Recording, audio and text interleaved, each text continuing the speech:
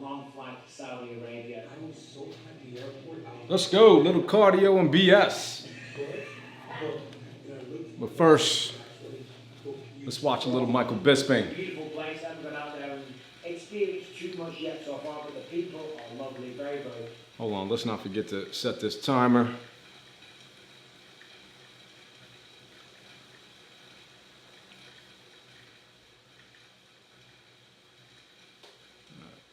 Yeah, let's go. It's about 92 degrees outside today. It's hot as hell. I'm definitely gonna sweat my ass off today in this garage. All right, so Michael Bisping just put out a video saying he reacts to Jake Paul is trying to gain respect by fighting bare knuckle fighting. I don't think he's trying. I think he is gaining respect, to be honest with you, man. And he's fighting this dude. Let's see. What is his name? Perry? Yeah, Mike Perry. He's 5-0, UFC. UFC record was 7. Let's see, hold on, what is it? Very, very polite. Got some great food. I'm staying in a beautiful hotel. But today we have breaking news. Jake Paul versus Mike Tyson. It's still not happening. Jake Paul will be fighting Mike Perry. No, I think that's supposed to be happening in November. That Paul was supposed to fight Mike Tyson. July 20th, going down 8 rounds, cruiserweight, which of course is great for Jake Paul because he is naturally the big guy. Let's remember, Mike Perry has fought. He's 5-0. UFC record is 7-8. Damn, that's terrible. MMA record is 14-8. And I've said this before, if you saw Keep missing this shit. is naturally the big guy. Let's remember, Mike Perry has fought as long. So MMA record was 14-8. Boxing record is 0-1. Bare knuckle fighting champion record was 5-0. See, I don't know, man. The problem for me is right here is that Jake Paul, he's on a win streak. His confidence is up. I see him, I don't know. This is going to be a hard one. Because Mike Perry, he's 5-0 in bare knuckle. He's got the experience. His chin has been tested. This dude is made out of bricks. Whereas Jake Paul, he's never fought bare knuckle. You going in there fighting, you know, C-rated boxers or boxers way past their prime, MMA fighters, you know, way past their prime that don't really have a boxing history, and then knocking them out. So I see how Jake Paul's confidence is, you know, maybe skyrocketing a little there, but ultimately, can he defeat Mike Perry? I don't know. I think Mike Perry might lay his ass out. Bare knuckle fighting is a different ball game, man. That's a way different ball game. We'll see. Let's see what he has to say. As 155 pounds. So he's giving himself all the advantages right now. And I've said this before, if you saw my video last week, he thinks this is another calculated move on his side. He's picking a guy that does have a lot of popularity now. Mike Perry is a real one. He's a brawler. He's a born fighter. He loves to get hit. He loves that feeling of being alive. Get it, motherfucker! I'm coming for you, Jake! I'm the king of Ireland! But he couldn't touch it in the UFC. So therefore, it'll be an easy matchup for him. Jake Paul gets to go out there, continue to fight, keep improving, because every time you have a training camp, you get better and better as a fighter.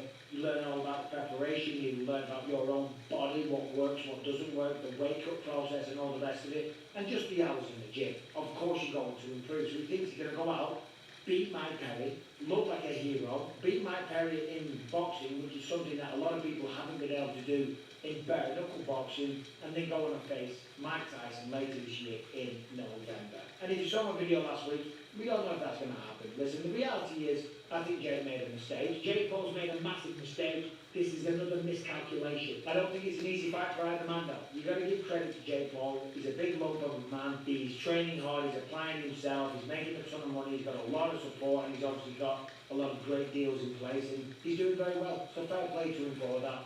I can't hate on him too much. I don't hate on him. He's just a bit annoying. But here's what he had to say about the fight with Mike Perry. He said that Mike Perry, he's a proven knockout artist who is shown to be a maniac in and out of the ring. This is the perfect experience for me to gain in advance of facing Mike Tyson. But getting that experience comes with a risk.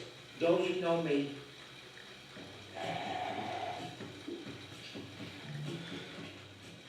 see, I honestly, man, I don't think Mike Tyson is successful in that fight with Jake Paul. Honestly, I don't. I think Mike Tyson gets knocked down. I don't think he gets knocked out, but I think he definitely gets knocked down. And I think Jake Paul winds up being successful in that fight. You're talking to a guy who's in his 20s, you know, to a former champion boxer like Tyson who's in his 50s. But in terms of, you know,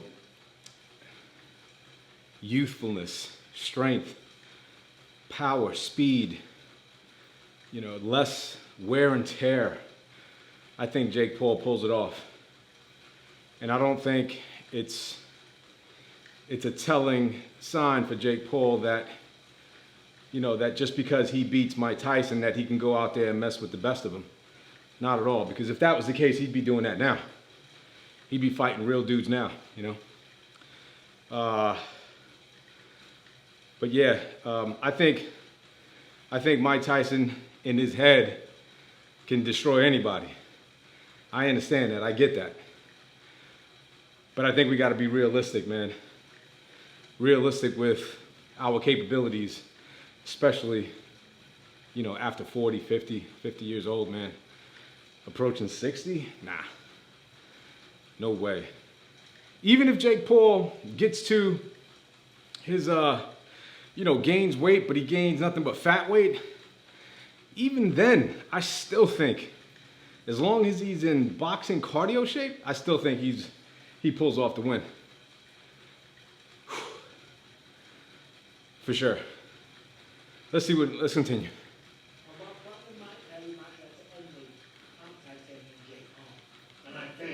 No, man. Fair play. You know, he's going out there, he's trying to test himself, he's trying to make some money ultimately. But Mike Perry is not exactly a pussy, far from it, right? And he is a maniac. And I love that about Mike Perry. But Mike Perry's a real one. He's definitely authentic.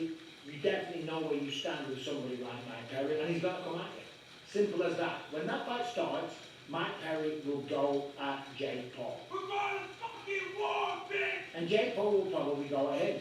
And they're going to swing. And it's not going to be the prettiest, most attractive bout of boxing that you'll ever see in your life. It's not going to be a Floyd Mayweather in there, no. But it's going to be two brawlers, two bruisers, two guys throwing down.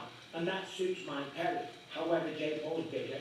And Jake Paul's not bad. I know I shit on him a lot. And I kind of take it. He's not bad at all. You know, but it's only because of his stance that he's going to fight Canelo one day. And he's chipping off the old legend. He's going to fight Canelo when Canelo is 50.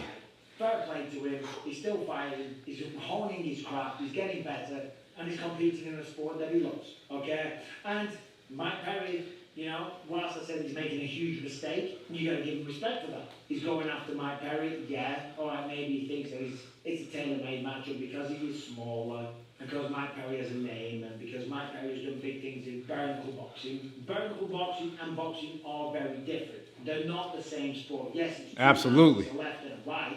Okay, you know, uppercuts, whatever you want to call it, but there's different technicalities, there's different kind of shots, there's different ways of blocking and defending and parrying and all the rest of it. So it's not quite the same thing, and Jake Paul is by far the bigger man, okay? But, hey, fair play, you know, because he doesn't want to wait around on the sidelines waiting for Mike Tyson. Because the reality is Mike Tyson might not make it to the ring. You know, you never know, he might have another medical emergency. He might lose enthusiasm, a doctor might advise him against it. Not the Mike Tyson that we all know and love. I think he's going to do everything he can to show up, but you just don't know. I don't think Mike Tyson, I don't think he makes it. Even with the 2-minute rounds, I don't think he makes it. Who knows what it could be? It could be one of a million things that goes wrong in a training camp. He could break his jaw in training, he might break his nose. As I said, just the bones, as we're getting older, might not stand it. You know, that kind of pressure that you need to put on your body, go to the training camp, he might not be able to endure that. So if he was to wait around until November, well, he'd be doing that for nothing. And he's in his prime, and he's at the peak of his earning powers. But if he loses to Mike Perry, that fight with Mike Tyson might never materialise. Anyway, listen, fair play. Best of luck to Mike Perry. I hope you go out there and get it done, brother. And, you know, Jake Paul, fair play. You know, it is what it is. I know I always like to shit at him a little bit, but that's only for a bit of fun and games, really. To be honest, yeah, it bothers me that he kicks up all these legends when they're old and they're past the prime, and of course fighting Mike Tyson should be ashamed of himself. But Mike Perry is a young dude, he's in his prime, he's not the same way, but he's a baller. Yeah, but you know what? It's no different from any other professional boxer who is coming up in the game, who's young, and their trainers and promoters are giving them, you know, these tune-up fights, if you will, to get them ready and to groom them, to train them into becoming these amazing athletes. You're not going to put a fighter in there with somebody who's a beast, right? That wouldn't make sense. You'll just get knocked out. You won't have a career. So it doesn't make sense that Bisping will say, oh, he's not fighting real guys. Yes, he is, whether they're at their prime or not. He's still fighting real dudes. And it's not that I'm a Jake Paul fan, because I'm not. But you got to respect the dude, man. He's getting in the ring with some professionals that are past their prime. They can still knock the average person out. Send them straight to God. It's whatever. I think he's doing the right thing by fighting these guys.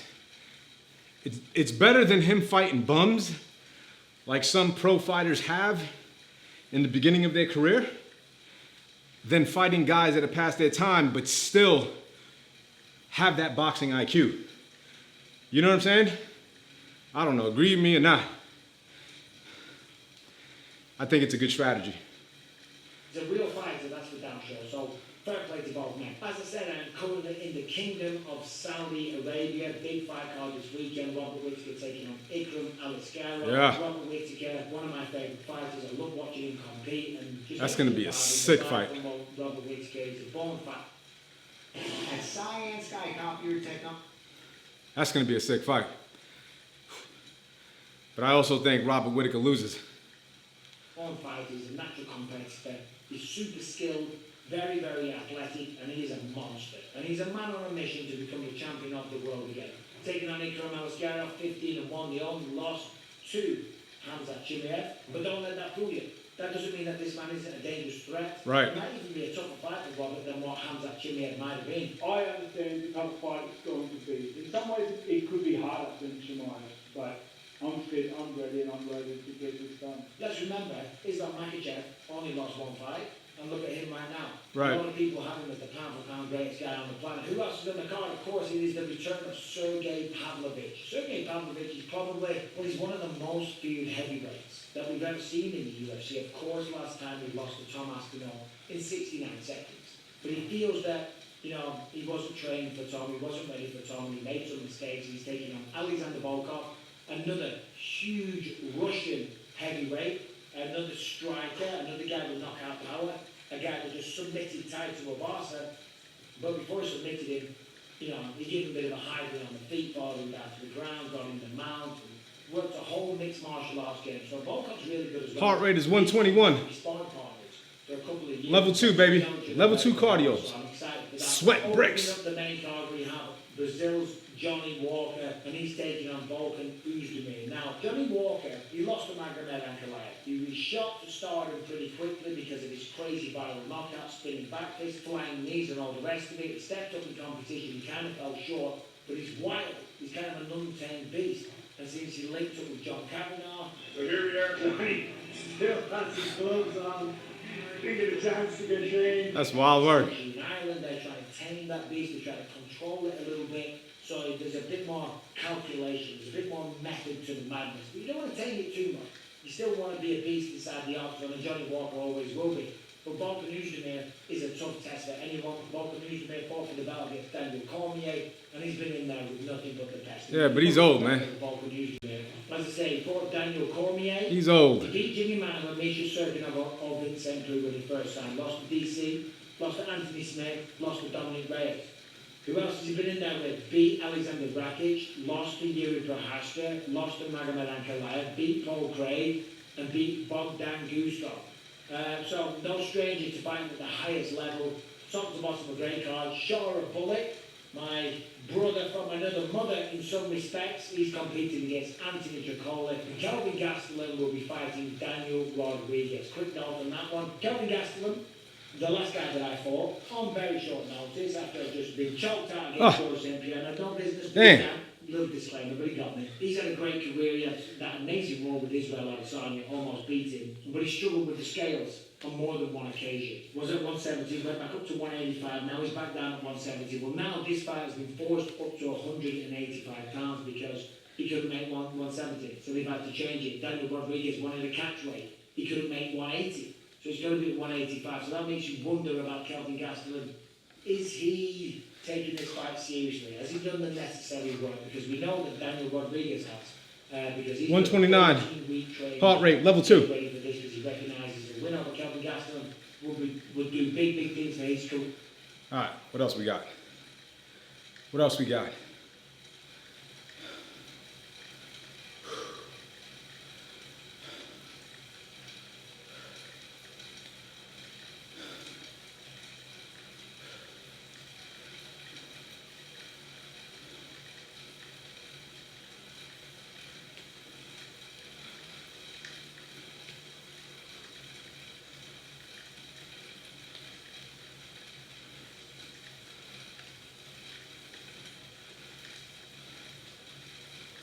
Where's the fight hype?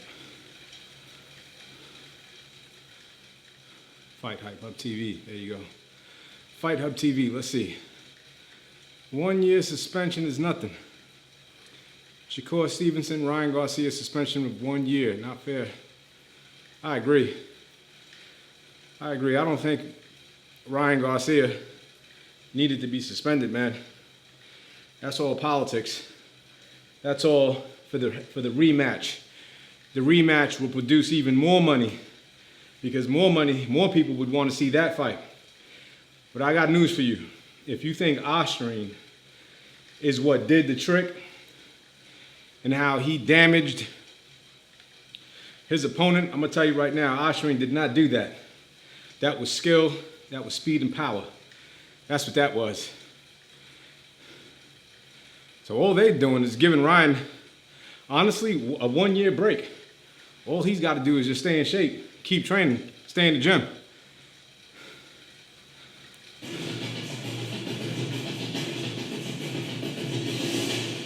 And just wanted to get your quick thoughts. You know, the hammer dropped on Ryan Garcia. He's being suspended. The win is turned into a no contest. A fine has been levied. His purse has been forfeited. Do you believe justice was served in this instance for Devin? Nah, because I feel as though 1 year ain't really nothing. I feel like that's like some quick shit. And I feel as though like it ain't setting a good example giving somebody like a year after something like that, just because of the fact that we got other fighters to come and they feel as though they only gonna get a year time for 124 heart rate, level 2, baby, level 2. That's not fair. I think a lot of people want to start doing it too. I talked to O'Shaughnessy Foster the other day, who was co-headlining your card, and obviously was pushed under yours throughout the years. He said it feels like a vacation, 1 year, a 1 year ban. And moving on to Devin Haney, obviously that's a fight you're interested in as well too. Seems like with free agency, it could be the next feasible open door for you. Devin got in his own career, not really interested in the Martin fight. Is that the next move you think you would make until the 10th fight happens? I'm down to fight any and everybody, but like I said, you gotta see, there's plenty of options out there. The only thing is really you guys say yes. Shakur Stevenson definitely whoops Haney's ass. No question about it. Who's, anybody can get it, but the main thing is just getting the fighter to say yes. So you're ready to step up to 140 for the right fight at this point? I mean, yeah, if they're gonna make the most money, Time is running out on Lomachenko's career. He's getting older, so I'm sure Top Rank wants to just give him the fights that he's gonna get, and eventually you're gonna get yours. And now it appears Lomachenko has stepped in front of you as the next guy to get the Tank Davis fight. How frustrating is it for you that you're not fighting either one of them? honestly, I don't care. It is what it is. Like I said, I'm doing this for me, and I'm doing this. I'm not doing this for money. I'm not doing this for clout. I don't really give a fuck about that shit. So I know that That's cap. Obviously, that's cap. That's lies. I know that at the end of the day, me and him will have to fight, and that's my opportunity. Why else would you do it? Come on, man. But right now, we're focusing on others. You know, we're a few days past Tank's knockout win over Frank Martin. Just want to get your thoughts on his overall performance that night. It was a professional versus an amateur. Frank Martin lost the fight in round one. When Tank walked out and made him do exactly what he wanted him to do, Yep. he lost the fight. Frank went out there and wasted a lot of energy Yep. in the first 3 or 4 rounds. And round 6, especially with the weight problems that he was having, he got tired. Yep. And once he got tired, his ball game tanked. Too much muscle. Got rid of it.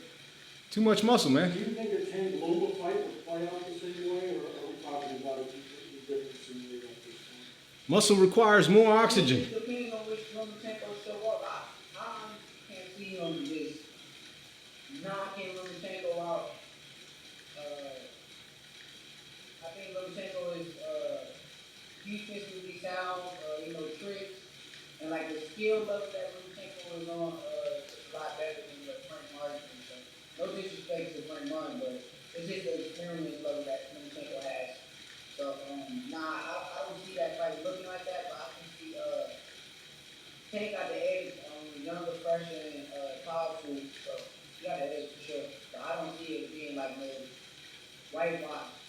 And it also depends on what Lomachenko got left in the tank, because a lot of people watched that last fight and felt like he looked super good, but like I pay attention, man. I thought he looked good, but I seen like he couldn't really up the pace like he wanted to. You know, last time we talked, you said the fact that you'll be fighting Artin will have something to compare against Frank's performance against Artin, against Tank, against Frank, all that good stuff. Are you gonna look to flat out dominate, knock out, whitewash Artin? Is that the 129, level 2. Just to show the different levels? Level 2 cardio, baby. That's all you need. Yeah, I ain't gonna say I'm looking to knock him out, because at the end of the day, 30 minutes. the one that looking for knockout, that's how he's gonna come. But Cardio and bullshit. I'm just looking to prove that the level. We seen that Frank was on the sea level. And I wanted to show Artin was on the sea level too. And show the type of level that I'm on. So, yeah.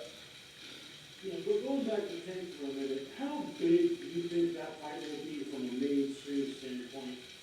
We've seen all the big fights throughout the last couple of decades, mainly involving Floyd Mayweather and the likes. But how big do you think that fight will be? Do you think that's going to stop everyone Saturday night, and everyone's going to be in? There's no question, man. That's like the biggest fight in the world if you really thinking about it. I think every hood in America is going to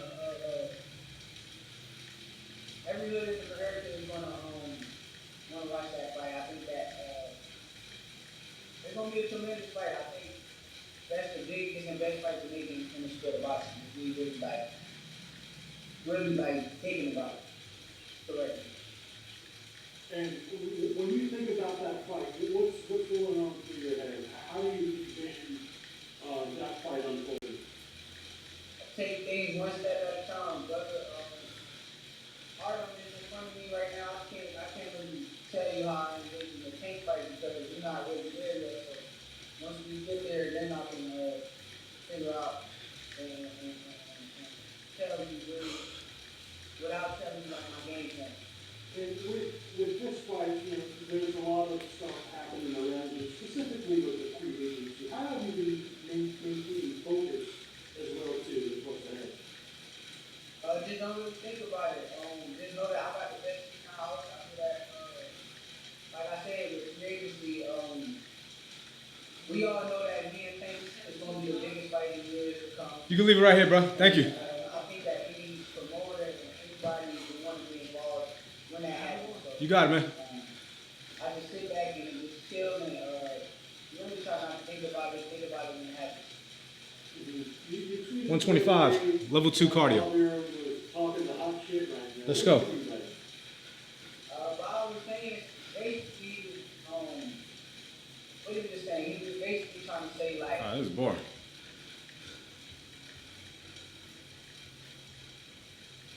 So I say Mike Tyson loses. If they fight, he definitely loses. Jake Paul, I think Jake Paul wins. I don't know the specifics in terms of what the weigh-in has to be, if they set limitations or anything like that. But if Jake Paul's allowed to come in heavier, Jake Paul knocks him out for sure. That's my prediction. Anyhow, I'm at 131. I need to slow it down a little bit. I like to be in the 120 to 130 range. And with 2 minutes left, we definitely completed the goal. Right now, you guys won't believe it, but in 30 minutes, I've only burned, what was it?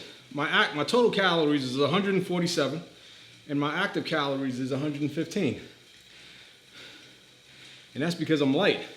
The heavier you are, the more calories you're gonna burn, obviously, doing the same rotations per minute. So for me, I have to do more cardio, which I'm not, or reduce the calorie intake, which I'm used to. And that will put me at an advantage in terms of losing more body fat and water. So with a minute left, 30 seconds, I'm at 129. We can just ride this out, a little incline for 30 seconds, and then finish off real light. There